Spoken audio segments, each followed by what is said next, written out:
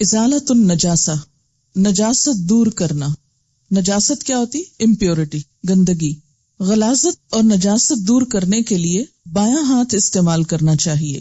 ان عائشہ رضی اللہ عنہا قالت كانت يد رسول اللہ صلی اللہ علیہ وسلم اليمنى لطهوره وطعامه وكانت يده اليسرى لخلائه وما كان من اذن. رواہ ابو داود. حضرت عائشہ رضی اللہ تعالی عنہا سے روایت ہے کہ رسول اللہ صلی اللہ علیہ وسلم وضو اور کھانے کے لیے دایاں ہاتھ استعمال فرماتے تھے. استنجا اور دوسری نجاست دور کرنے کے لیے بایاں ہاتھ استعمال فرماتے تھے. دوسری نجاست میں کسی بھی قسم کی نجاست، مثلا ناک صاف کرنا یا جسم پر لگی ہوئی کوئی بھی نجاست اتارنا، تو اس کے لیے ادب یا اخلاق کا تقاضا کیا ہے؟ بایاں ہاتھ استعمال کیا جائے. وضو کرتے وقت دایاں ہاتھ آپ استعمال کرتے تھے، تو یہ کہہ رہی ہیں کہ اس میں تو دونوں ہاتھ استعمال کرتے ہیں. یہ طریقہ وضو کے فرق کی وجہ سے. ہمارے ہاں وضو ہوتا ہے ٹیپ کھول کر، پہلے زمانے میں ایسا کوئی طریقہ نہیں تھا. ہوتا یہ تھا کہ یا تو لوٹے میں پانی ڈالتے تھے اور اس کو بائیں طرف رکھتے، اور اسے جب ڈالتے تو دائیں ہاتھ پہ ڈال کے منہ میں کلی کے لیے پانی ڈالا جاتا یا ناک میں پانی ڈالا جاتا اور ناک پھر بائیں ہاتھ سے صاف کرتے. دوسرا طریقہ یہ بھی تھا کہ پہلے ہاتھ دھو لیے جاتے، پھر اس کے بعد پانی جو تھا ایک کھلے برتن میں ہوتا، یا جیسے نہر پہ آپ بیٹھے ہیں مثلا، تو اس میں سے جب آپ پانی لے رہے ہیں وضو کرنے کے لیے تو آپ دائیں ہاتھ سے نکالیں گے. ٹھیک ہے. سیرخوار بچہ کپڑے پر پیشاب کر دے تو اس پر پانی چھڑک دینا کافی ہے، لیکن شیرخوار بچی کے پیشاب کو دھونا ضروری ہے. جینڈر ڈسکریمنیشن نہیں ہے، اس کی کچھ وجوہات ہیں. شیرخوار بچے سے مراد فیڈنگ چائلڈ جو ہوتا ہے، اور مراد اس سے میل چائلڈ ہے.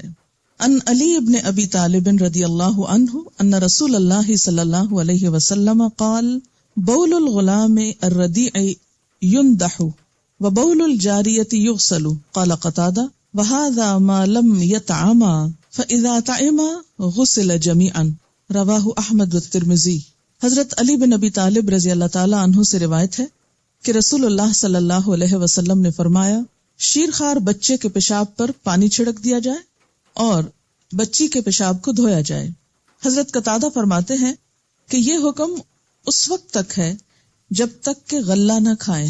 غلہ کھانے سے مراد کیا ہے؟ جیسے بریڈ، روٹی، اناج، سیریلز. جب کھانے لگیں تو دونوں کے پیشاب دھوئے جائیں گے. اسے احمد اور ترمذی نے روایت کیا ہے. دونوں میں فرق یہ ہے کہ بچی کا پیشاب تھک بھی ہوتا ہے اور ایک جگہ پر جمع ہو جاتا ہے. اس کو دھونا بھی آسان ہے اور اسے دھونا بھی چاہیے اس کی خاصیت کے فرق ہونے کی وجہ سے. جبکہ دودھ پیتے بچے کے پیشاب کی خاصیت بھی فرق ہے، اور دوسرا یہ کہ وہ چھینٹوں کی شکل میں ہوتا ہے، اور وہ چھینٹے جب اڑ کے کچھ ایریے پر بکھر جاتے ہیں تو ان سب کو دھونا اور سمیٹنا مشکل بھی ہوتا ہے. اور دوسرا یہ ہے کہ اس کے اندر نجاست کی وہ کیفیت نہیں ہوتی جو ایک جگہ سارا پیشاب جمع ہونے کی صورت میں یا بچی کے پیشاب میں ہوتی. لہٰذا وہ سارے ایریے کو باقاعدہ دھو کے پاک کرنے کی بجائے اگر اس پر ایسے ہی کچھ پانی سپرنکل کر دیا جائے تو اس سے طہارت ہو جائے گی. لیکن یہ بہت چھوٹے بچے کے لیے. جب بچہ بڑا ہو جائے، سیریل دینے لگے، آفٹر 3-4 months آپ فیڈ کرنے لگتے ہیں سیریلیک وغیرہ، تو اس صورت میں پھر اس کا پیشاب بھی تھک ہو جائے گا اور اسے بھی دھونا ہوگا. ان ام قیس بنت محسن رضی اللہ عنہا انہا اتت رسول اللہ صلی اللہ علیہ وسلم بابن لها لم يأكل الطعام فوضعته في حجره فبال قال فلم يزد على ان ندح بالماء. رواہ مسلم. حضرت ام قیس بنت محسن رضی اللہ عنہا سے روایت ہے کہ وہ اپنا بیٹا رسول اللہ صلی اللہ علیہ وسلم کے پاس لے کر حاضر ہوئی جو ابھی اناج نہیں کھاتا تھا.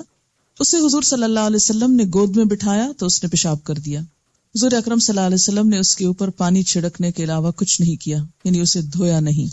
اسے مسلم نے روایت کیا ہے.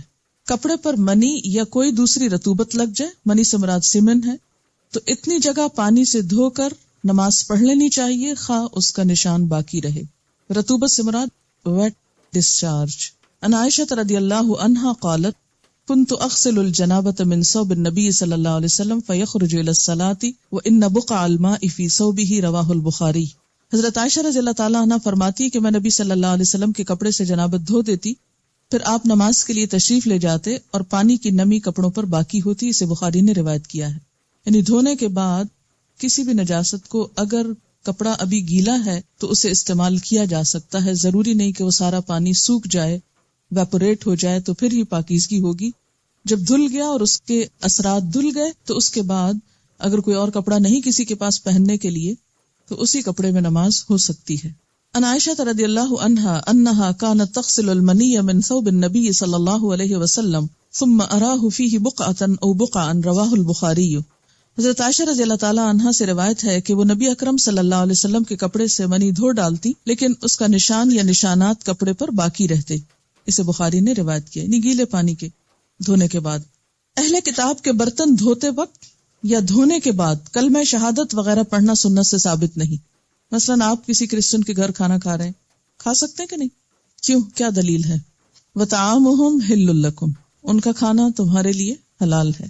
لیکن بسا اوقات وہ ایسی چیز کھاتے ہیں کہ جو آپ کے کھانے میں نہیں آتی یا ایسے انگریڈینٹس ہوتے ہیں، تو ایسی صورت میں اگر آپ ان کے کسی ریسٹورانٹ میں کھانا کھا رہے ہیں یا کسی ایسے برتن کو استعمال کر رہے ہیں تو ضروری نہیں کہ اس پہ کلمہ وغیرہ پڑھیں یا اس کو دوبارہ دھوئیں۔ اگر وہ صاف ہے برتن بظاہر تو اسے استعمال کیا جا سکتا ہے۔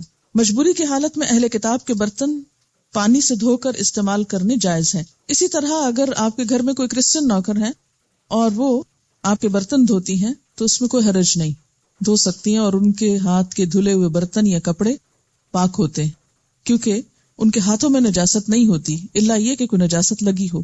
ان کو اسی طرح ٹرین کر دیجئے کہ وہ پاکیزگی کا خیال رکھیں۔ خیال نہ رکھنا ہو تو آپ کے مسلمان ورکرز جو ہیں وہ سب کچھ کر جاتے ہیں جو کوئی اور کر سکتا ہے۔ ان ابی ثعلبۃ الخشنی رضی اللہ عنہ انہ قال یا رسول اللہ صلی اللہ علیہ وسلم انا اہل السفر نمر بالیہود والنصارى والمجوس فلا نجد غیر آنیتہم فقال رسول اللہ صلی اللہ علیہ وسلم فإن لم تجدوا غیرها فاغسلوها بالماء ثم کلوا فیها واشربوا رواہ الترمذی۔ حضرت ابو ثعلبہ خشنی رضی اللہ تعالیٰ عنہ نے رسول اللہ صلی اللہ علیہ وسلم سے دریافت کیا، اے اللہ کے رسول صلی اللہ علیہ وسلم، ہم سفر کرنے والے لوگ ہیں، ہمارا گزر یہود اور نصارہ اور مجوسیوں پر ہوتا ہے، یعنی ان سے ملنا جلنا ہوتا ہے، اور ان کے برتنوں کے علاوہ ہمیں کوئی برتن میسر نہیں آتا، اس کے بارے میں کیا حکم ہے؟ آپ نے فرمایا اگر اہل کتاب کے برتنوں کے علاوہ کوئی برتن نہ ملے تو ان کو پانی سے دھو لو اور ان میں کھاؤ پیو۔ اسے ترمذی نے روایت کیا ہے۔ ان کو دھونے کا حکم آپ نے کیوں دیا؟ تاکہ شک دور ہو جائے، مثلاً اگر وہ شراب پیتے ہیں یا کوئی اور اس طرح کا کام کرتے ہیں تو انسان کو اگر دل میں کوئی حرج ہے کہ معلوم نہیں پاک ہے یا نہیں تو اس کو دھو لو اور استعمال کر لو۔ لیکن عام حالات میں جیسے آپ مثلاً باہر ہیں، کسی ہاسپٹل میں ہیں، چائے دی جا رہی ہے کچھ، تو چائے میں تب کوئی ناپاکی نہیں، تب ضروری نہیں کہ آپ ان کی چائے پی۔ اب تو ویسے بہت ڈسپوزیبل کا رواج ہو گیا، لیکن وہ بھی تو وہی بنا کے لاتے ہیں، انہی کے ہاتھوں کے بنے ہوئے۔ تو اگر دھلے ہوئے صاف ستھرے برتن موجود ہیں، اور ویسے بھی یاد رکھیے کہ آج کے نصارہ اور پہلے دور میں کچھ فرق بھی آ گیا ہے، جیسا کہ پہلے ذکر کیا گیا کہ مڈل ایجز میں اور ڈارک ایجز میں ان لوگوں کے ہاں نہانا دھونا اور پاکیزگی اختیار کرنا ایک دینی جرم قرار پاتا تھا، لیکن اب زمانے کی روشنی کے ساتھ ساتھ ان کے بیہیویئر میں بھی کافی تبدیلی آئی ہے۔ اگرچہ پاکی ناپاکی کا وہ معیار ان کے ہاں نہیں ہے جو ہمارے ہاں، کیونکہ میں نے اپنی آنکھوں سے دیکھا، میں ہاسپٹل میں تھی وہاں، تو صفائی کرنے والی آئیں، ان کے پاس ایک برتن تھا، اس میں ڈس انفیکٹنٹ کوئی سولوشن تھا اور صاف کرنے والا کپڑا تھا، انہوں نے اسی کپڑے سے میز صاف کیا، اسی سے گلاس صاف کیا، اسی کو بلٹا کے رکھ دیا، تو وہ سب جراثیم تو کل ہو گئے نا، اب آپ کھا پی سکتے ہیں، اس سے کیا فرق پڑتا ہے؟ کہ اب بسا اوقات ایسی صورت بھی ہوتی کہ ان کو اس بات کی سینس ہی نہیں۔ بہت سے برتن ان کے ہاں جب دھلتے ہیں مشینوں میں دھلتے ہیں، اور جو مشینوں میں دھلتے ہیں تو اس میں کئی دفعہ پانی اور ڈٹرجنٹ اور اس طرح کی چیزیں گزرتی ہیں اور بہت صفائی ہوتی۔ جب آپ کو ایسا معلوم ہو کہ یہ دھلے ہوئے کہاں سے آ رہے ہیں تو بلا تکلف ان کو استعمال کر سکتے ہیں، لیکن اگر شک ہو یا بظاہر دیکھنے میں کوئی گندگی یا اسمیل وغیرہ نظر آ رہی ہو، یا بسا اوقات سیکنڈ ہینڈ برتن خریدے جاتے ہیں، یا جیسے لنڈے کے کپڑے خرید کر لاتے ہیں آپ، تو آپ کو استعمال کرنے سے پہلے حرج نہیں ہے، ہمارے ہاں بہت غربت ہے اور لوگ ڈھک جاتے ہیں، تو ایسے میں کیا ہے کہ جب شک ہو کہ ان میں صفائی نہیں یا پاکی نہیں تو ان کو دھو کر استعمال کرنا جائز ہے۔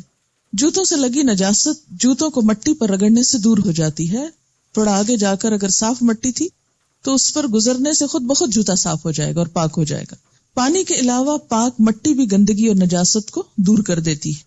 عن ابی سعید رضی اللہ عنہ ان النبی صلی اللہ علیہ وسلم قال اذا جاء احدکم المسجد فلیقلب نعلیہ فلینظر فیہما فإن رأى خبثا فَلْيَمْسَحْهُ بِالْأَرْضِ ثُمَّ لِيُصَلِّ فِيهِمَا رواہ احمد و ابو داؤد۔ حضرت ابو سعید رضی اللہ تعالیٰ عنہ سے روایت ہے کہ نبی اکرم صلی اللہ علیہ وسلم نے فرمایا، مسجد میں آئے تو اپنے جوتے پلٹ کر دیکھ لے، اگر جوتوں میں غلاظت لگی ہو تو انہیں زمین پر رگڑ کر صاف کرے، پھر انہی جوتوں میں نماز پڑھ لے۔ اسے احمد اور ابو داؤد نے روایت کیا ہے۔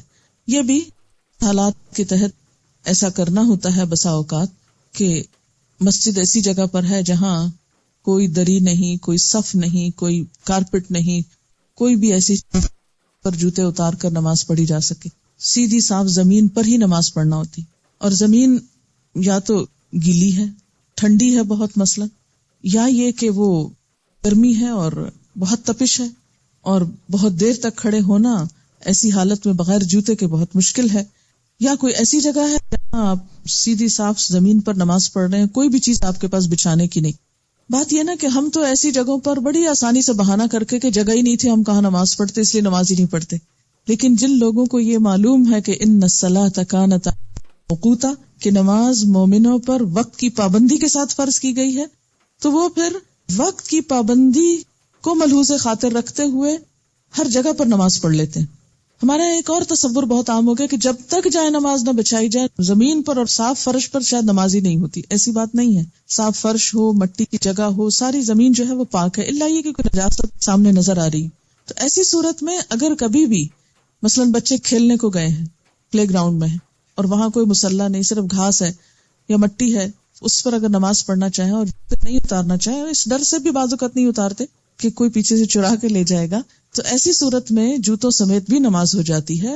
صرف شرط یہ ہے کہ جوتے صاف ہوں اور ان کی صفائی ضروری نہیں کہ پانی سے دھو کر کی جائے، صاف مٹی پر چلنے سے جوتا صاف ہو جاتا ہے۔ اور اس کے لیے آپ نے کیا فرمایا کہ پلٹ کر دیکھ لو۔ صرف یہ شرط ہے کہ نماز پڑھنے سے پہلے جوتا الٹا کے دیکھ لیا جائے کہ کوئی بظاہر نجاست تو نہیں۔ اگر کچھ تھوڑا بہت نظر آئے، شک پڑے، تو دوسری زمین پہ رگڑ کے اس کو صاف کر لے اور پھر اسی میں نماز پڑھ لیں۔ یہ ہمارے دین کی ایک سہولت ہے، خوبصورتی ہے۔ اگر ان سہولتوں کو استعمال کیا جاتا تو ایک بہت بڑی اکثریت نماز نہ چھوڑتی۔ آج نماز چھوڑنے کی بہت سی وجوہات میں ایک وجہ یہ بھی شامل ہو گئی کہ ہم نے پاکی ناپاکی کے مسائل میں اتنی سختی برتی، جائز رخصتوں سے فائدہ نہیں اٹھایا، جس کے نتیجے میں لوگوں پر پاک ہونے کا تصور ہی گراں گزرنے لگا، اس کی ضرورت ہی کم ہو گئی، یہ بہت مشکل ہو گیا، اور نتیجتاً نماز ہی چھوڑ کے بیٹھ گئی۔ کیونکہ جب دل میں یہ شک آ جاتا ہے نا کہ پتہ نہیں نماز ہوئی کہ نہیں ہوئی، تو پھر شیطان کیا کہتا ہے، جب ہونی نہیں تو پڑھنے کی کیا ضرورت ہے، اس سے اچھا پڑھو ہی نہ۔ تو یہ ایک سبب بن گیا نماز چھڑانے کا۔ اس لیے اللہ کے رسول صلی اللہ علیہ وسلم سے بڑھ کر نہ کوئی پاکیزہ تھا نہ ہو سکتا ہے۔ جو کچھ آپ نے بتا دیا اسی میں ہماری بھلائی ہے، جو پابندی آپ نے لگائی وہاں رک جانا ہے، جو سہولت آپ نے دی اس کو استعمال کرنا ہے تاکہ فرض نہ چھٹے۔ ان امرأة من بنی عبد الاشہل قالت سألت النبی صلی اللہ علیہ وسلم فقلت ان بینی وبین المسجد طریقا کذرة قال فبعدها طریق انظف منها قلت نعم قال فهذه بهذه رواہ ابو داود و ابن ماجہ۔ بنو عبد الاشہل کی ایک عورت نے نبی صلی اللہ علیہ وسلم سے عرض کیا، ہمارے گھر اور مسجد کے درمیان کچھ گندا راستہ ہے، تو اگر جوتوں پہ غلاظت لگ جائے تو کیا کریں؟ آپ نے فرمایا کیا اس کے بعد صاف راستہ بھی ہے؟ عورت نے عرض کیا ہاں۔ آپ صلی اللہ علیہ وسلم نے فرمایا صاف راستہ گندے راستے کے اثرات ختم کر دیتا ہے، یعنی سڑک پہ چلتے ہوئے اگر راستے میں کوئی گندگی آ بھی گئی اور اس کے بعد صاف راستہ آیا تو صاف راستے کے ساتھ جب جوتا بار بار ٹکرائے گا تو وہ گندگی کو اتار دے گا خود ہی۔ اور اس میں خاص طور پر کچے راستے۔ یہاں ایک بات نوٹ کیا آپ نے کہ خاتون یہ مسئلہ پوچھ رہی ہیں مسجد آنے کے لیے، آپ نے اس کو یہ نہیں کہا کہ تمہیں آنے کی ضرورت ہی کیا ہے، گھر ہی پڑھو۔ برتن دھوتے وقت یا دھونے کے بعد کلمہ شہادت پڑھنا سنت سے ثابت نہیں۔ کتا برتن میں منہ ڈال دے تو برتن کو 7 بار دھونا چاہیے، پہلی بار مٹی سے دھونے کا حکم ہے۔ عن ابی ہریرہ رضی اللہ عنہ قال قال رسول اللہ صلی اللہ علیہ وسلم طہور اناء احدکم اذا ولغ فیہ الکلب ان یغسلہ 7 مرات اولاہن بالتراب رواہ مسلم۔ حضرت ابو ہریرہ رضی اللہ تعالی عنہ کہتے ہیں کہ رسول اللہ صلی اللہ علیہ وسلم نے فرمایا جب کتا برتن میں منہ ڈال دے تو اس کو پاک کرنے کا طریقہ یہ ہے کہ برتن 7 مرتبہ دھویا جائے، پہلی مرتبہ مٹی سے دھونا چاہیے، اسے مسلم نے روایت کیا ہے۔ مٹی سے دھونے کا حکم کیوں ہے؟ اس لیے کہ کتے کے لعاب دہن کے اندر ایسے جراثیم موجود ہیں جن کو مٹی کھل کرتی ہے، صرف پانی کافی نہیں۔ اور یاد رکھیے کہ آج کل کے بعض ڈٹرجنٹس بھی وہ کام نہیں کرتے جو پہلے زمانے میں مٹی اور ریت اور راکھ کیا کرتی تھی، اسی لیے بیماریاں کم تھی۔ ہم نے صفائی کے لیے جو کچھ استعمال کرنا شروع کیا وہ بذات خود ایک بیماری بن گیا۔ اتنے ایکسیسو کیمیکلز جسم کے اندر جانے لگے برتنوں کے ذریعے، یعنی ڈٹرجنٹس زیادہ استعمال کرنے کی وجہ سے، کہ اس سے کئی بیماریاں جنم لے رہی۔ تو بہرحال اسلام چونکہ ایک فطری دین ہے، ایسی کوئی بات نہیں کہی گئی ہے، ایسی کوئی پابندی نہیں لگائی گئی کہ جو انسان کے بس سے باہر ہو۔ مٹی ساری زمین پر اویلیبل ہے، اس لیے کوئی بھی شخص اس چیز سے فائدہ اٹھا سکتا ہے۔ جنبی کو طہارت حاصل کرنے کے لیے پانی سے غسل کرنا چاہیے۔ جنبی کون ہوتا ہے؟ حالت جنابت میں، جنابت جیم نون بے جنب سے نکلا ہے۔ جنابہ کا مطلب ہوتا ہے الگ ہونا، کہ انسان کی ایسی کیفیت جس میں وہ نماز روزہ عبادات سے الگ ہو جاتا ہے جب تک کہ وہ پاک نہ ہو جائے۔ تو حالت جنابت میں دو چیزیں آتی ہیں، ایک تو حیض اور نفاس وغیرہ، اور دوسرے سیکشل انٹرکورس وغیرہ۔ پانی میسر نہ ہونے کی صورت میں مٹی سے تیمم کر کے طہارت حاصل کی جا سکتی ہے۔ کپڑے پر حیض کا خون لگ جائے تو اسے پانی سے دھو کر پاک کرنا چاہیے، یعنی مینسٹرل بلڈ کے اگر اسپاٹ ہو تو اسے پانی سے دھو دینا چاہیے، لیکن باقی کپڑا پاک ہوگا۔ ہمارے ہاں تو کوئی اسپاٹ ہو یا نہ ہو، بس ایک دفعہ جسم کو ٹچ کرنے کی دیر ہے، اب وہ کپڑا پہننا حرام ہو گیا۔ مردہ حلال جانور کی کھال دباغت سے پاک ہو جاتی ہے۔ دباغت کیا ہوتا ہے؟ ٹین کرنا، ٹیننگ۔ ان میمونہ رضی اللہ عنہا قالت مر علی النبی صلی اللہ علیہ وسلم رجال من قریش یجرون شاة لهم مثل الحمار فقال لهم رسول الله صلی اللہ علیہ وسلم لو اخذتم اهابها قالوا انها میتة فقال رسول اللہ صلی اللہ علیہ وسلم یطہرها الماء والقرز، رواہ احمد و ابو داود۔ حضرت میمونہ رضی اللہ تعالی عنہا سے روایت ہے کہ نبی اکرم صلی اللہ علیہ وسلم نے دیکھا قریش کے کچھ لوگ مری ہوئی بکری کو مرے ہوئے گدھے کی طرح کھینچ کے لے جا رہے ہیں، گھسیٹتے جا رہے ہیں۔ آپ صلی اللہ علیہ وسلم نے فرمایا اگر تم اس بکری کا چمڑا اتار لیتے تو اچھا تھا، یعنی کھال استعمال کر لو، اس کا جو اوپر کا حصہ ہے۔ لوگوں نے عرض کیا یہ مردار ہے، تو ان کا خیال یہ تھا کہ چونکہ مر گئی ہے بکری اس لیے اس کی کھال بھی حرام ہو گئی۔ آپ صلی اللہ علیہ وسلم نے فرمایا چمڑے کو پانی اور کیکر کی چھال پاک کر دیتے ہیں۔ کیکر کی چھال کو پانی میں ڈال کر ابالا جاتا تھا، یعنی کیمیکل ٹریٹمنٹ ایک طرح کی ہو جاتی ہے، اور پھر اس میں کھال ڈال دی جاتی تھی، اس سے کیا ہوتا تھا؟ اس کی ساری امپیورٹیز پاک ہو جاتی۔ دباغت رنگنے کو بھی کہتے ہیں، چمڑے کو رنگ کر پاک کیا جاتا تھا۔ تو یہ کیفیت دباغت کی کچھ بھی ہو سکتی ہے، کسی بھی طرح اس کو ٹریٹ کیا جا سکتا ہے جس سے اس کی امپیورٹیز جو ہیں وہ پاک ہو جائیں، تو بعد میں وہ کھال استعمال کی جا سکتی۔ یہ جو دباغت ہے یہ کیا ہے؟ رنگنے کا عمل، کس سے؟ پانی اور کیکر کی چھال سے۔ کیکر کی چھال، چھلکا، یعنی اس کو پانی میں خوب بوائل کیا جائے، اس سے رنگ آ جاتا ہے، اس میں وہ کھال ڈال دی جائے اور اس کو صاف کر لیا جائے۔ پیشاب کی نجاست پانی سے دور ہو جاتی، زمین خشک ہو کر خود بخود پاک ہو جاتی۔ مثلا کسی جانور نے گزرتے گزرتے کسی کچی زمین پہ پیشاب کر دیا اور کچھ دن کے بعد آ کر اسی جگہ پر کسی نے نماز پڑھ لی اور اس کو پتہ ہی نہیں چلا، تو کیا اس کی نماز ہو گئی؟ ہاں، اگر اس زمین کے اندر کوئی اسمیل نہیں، کوئی نشان نہیں، کچھ نہیں، تو ہوتا یہ کہ سورج کی دھوپ اور تیزی وہ ان چیزوں کو جو نجاست میں گیلی چیزیں ہیں ان کو بھاپ بنا کے اڑا دیتی، ختم ہو جاتی، اور کچھ چیزیں زمین کے جو اندر خود ایسے اثرات اور بیکٹیریاز وغیرہ پائے جاتے ہیں جو اس نجاست کو ختم کر دیتے ہیں اور پھر برابر کر دیتے ہیں زمین کے ساتھ۔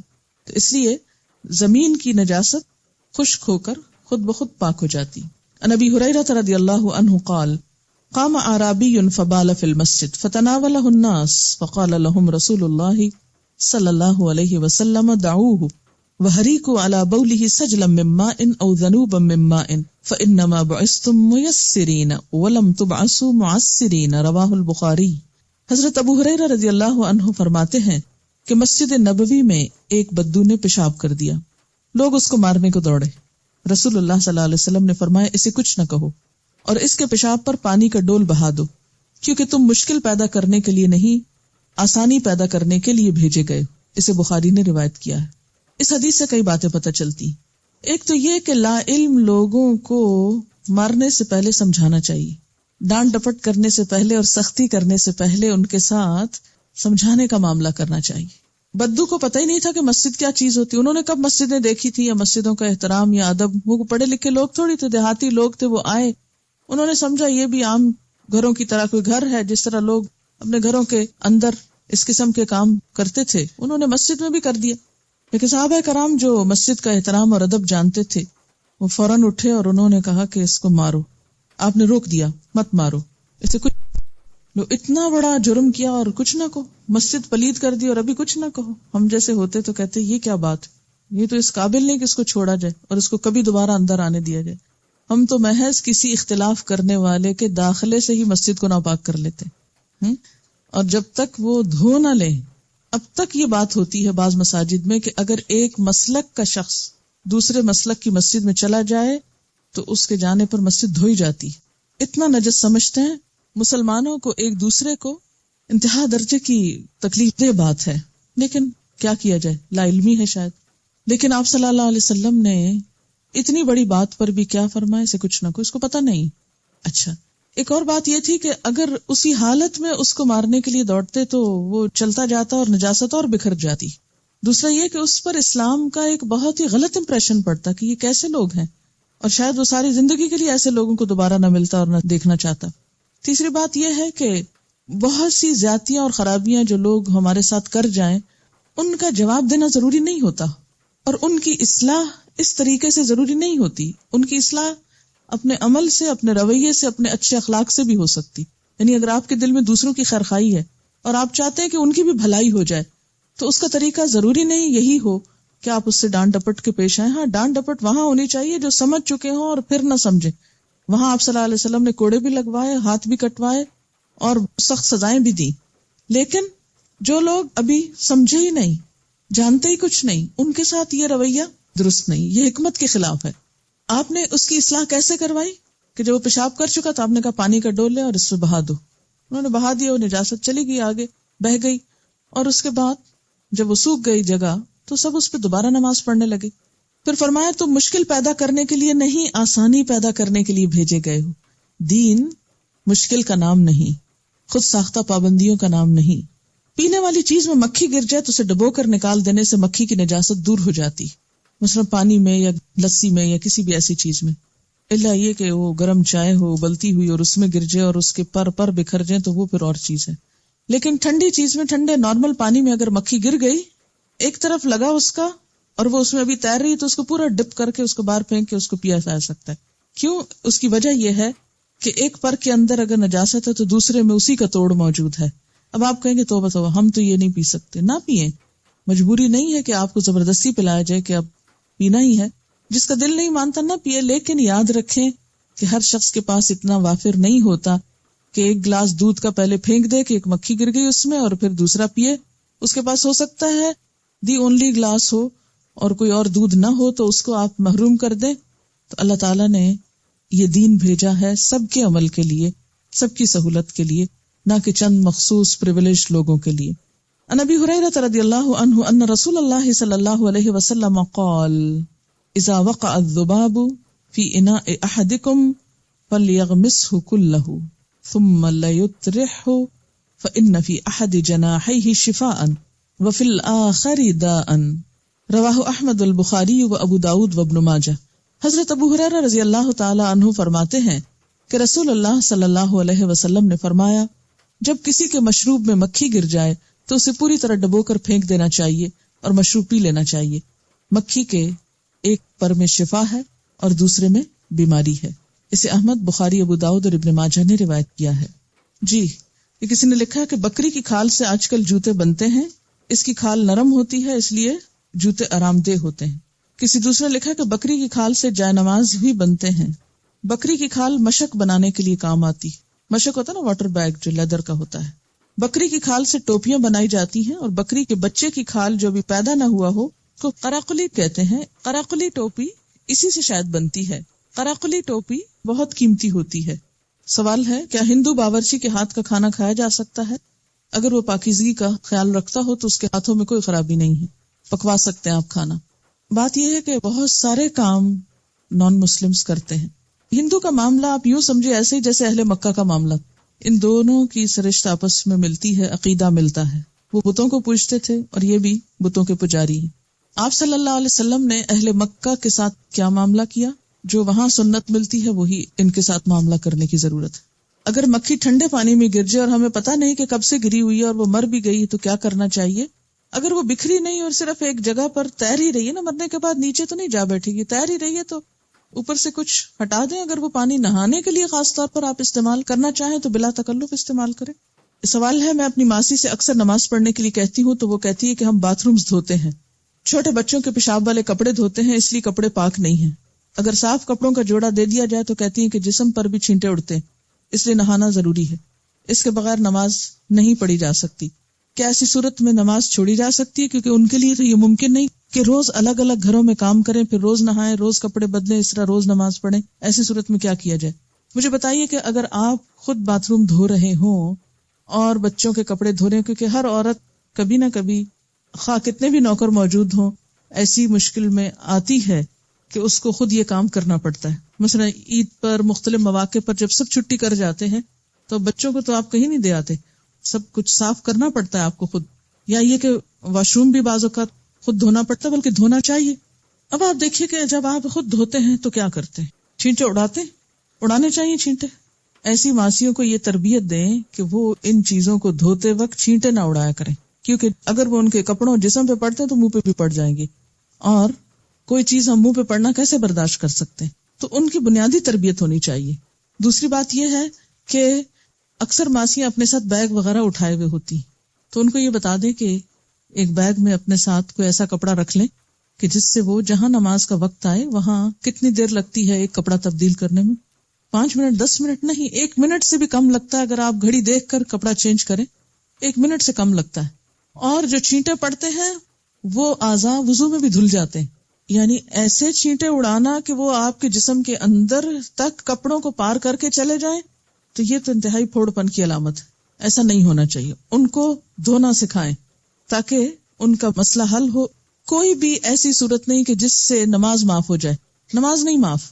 اور اگر ان کی ایسی ہی مجبوری ہے تو ان کو شاید اللہ تعالیٰ اس حال میں بھی نماز پر معاف کر دے.